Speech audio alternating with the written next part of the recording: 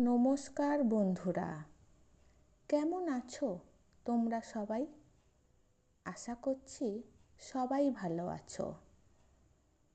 আজ স্মৃতির চিলেকোঠা গল্পবাস্তের আড্ডাখানাতে আপনারা শুনবেন গোপাল ভাঁড় স্পেশাল বাংলা গল্প কবরের ভূত।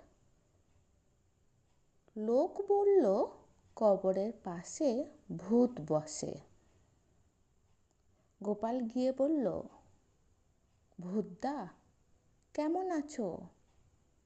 কেউ উত্তর দিল না। সে বলল, চুপ মানে নেই। আজকের গল্প যদি আপনাদের ভালো লেগে থাকে তাহলে লাইক করবেন, শেয়ার করবেন, আর এই ধরনের আরও নানান স্বাদের গল্প শুনতে চাইলে স্মৃতির চিলেকোঠা চ্যানেলটাকে সাবস্ক্রাইব করে আমাদের সঙ্গে থাকবেন। ভালো থাকবেন।